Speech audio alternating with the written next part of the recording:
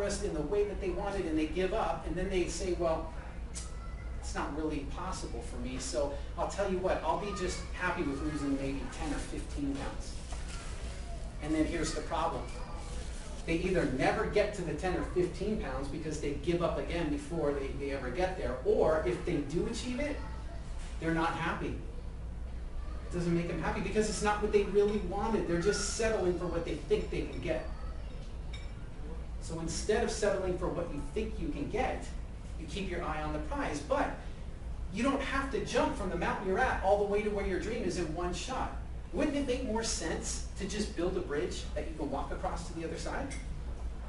If you build that bridge one step at a time, build the step, walk it, build the next one, walk it, and as you keep building and walking, and you're standing over here, and you look back and you go, oh my God, look at where I came from.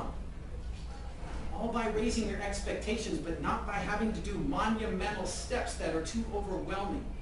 It's by setting your expectations just one level higher. Here's my dream, here's where I'm at, how do I get to the next step? That's all I need to do. But most people won't do it because they don't value the power in setting smaller expectations and achieving small goals. They want the big ones now. But I have a saying, that the smallest changes make the biggest impact. Because when you stack one small change by itself, it's not much, but one on top of the other, on top of the other, on top of the other, they amount collectively to some huge changes.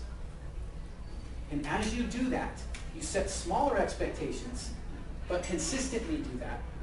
You don't feel as overwhelmed, and you start achieving those expectations, you start to build confidence in yourself.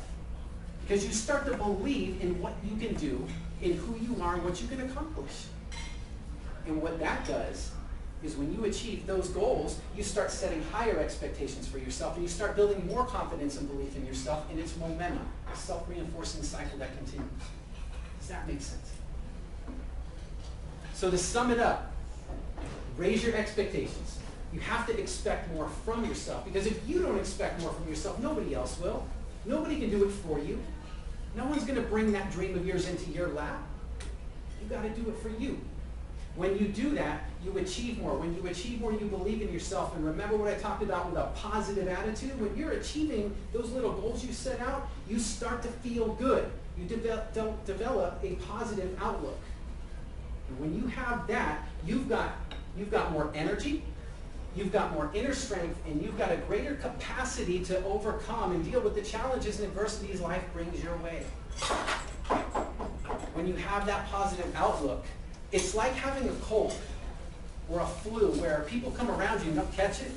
Same thing. When you have a positive attitude and you smile and you laugh a lot, it's contagious. Smiles and laughter are contagious. And when people catch them, they get that positive attitude. They start smiling and laughing more. So in effect, you attract positive people and events into your life. All from that. So raise your expectations, not by making monumental changes, just one step at a time. The fourth of the dream principles, that brings us to the critical point, because now you've done some groundwork. You've defined your dream. You've removed the obstacles.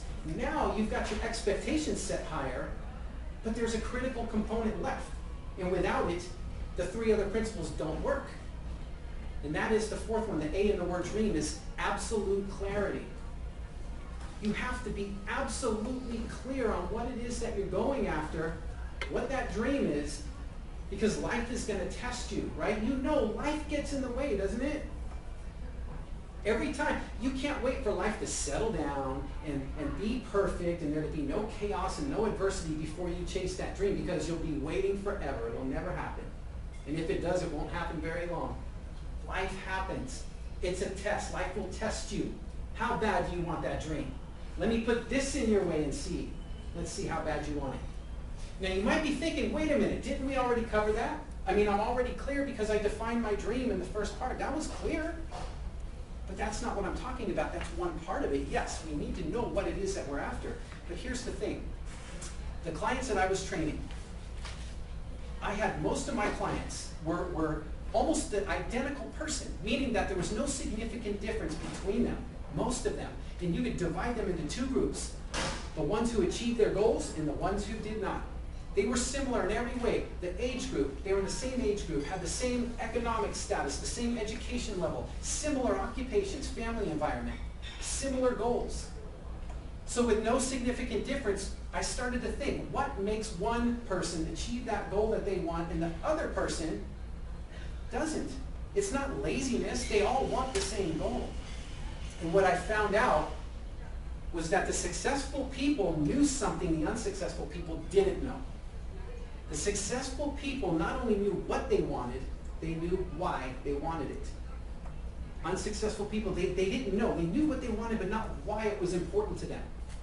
And that was the driving force, because when life gets tough and obstacles get thrown in your path and you're dealing with adversities, and one day you're feeling depressed and another day you might not have the energy, you might flare up in pain and you might be ready to give up on that dream. When you know why it's important to you, you'll find the motivation within you to keep you keeping on when those times get tough. We have to have that. So what it is those clients who achieved those goals, it wasn't the weight loss they wanted. It wasn't really overcoming the injuries and the pain that they wanted. That really wasn't what they wanted. What they wanted was the feeling they believed achieving that goal would give them. They wanted to feel more confident enough to go out and go running again or go playing their favorite sport. They wanted to feel alive again. They wanted to feel that their lives were worth living.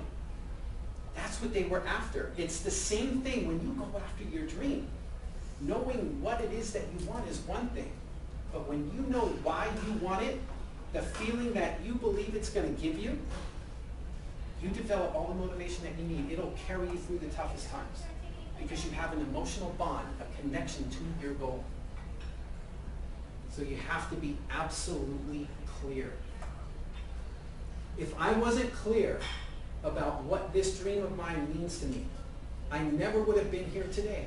I wouldn't be speaking like I do to audiences, because the first time I ever spoke to an audience in 2002, there was 105 people in the crowd, and I was so nervous and afraid, and I bombed. I walked off stage that day, I felt like the biggest failure in the world, and I felt horrible about myself. And by the time in 2010, I got invited to go to Istanbul, Turkey to go speak for 2 days. And I wasn't going to take the opportunity because I couldn't find the courage to get in front of an audience again because of 8 years ago. I carried that with me. It was being absolutely clear and thinking about, you know what, I want this. And I'm not going to let it die inside of me, because when it's all said and done and I'm looking back on my life, I don't want to be saying 5 words to myself, I wish I would have.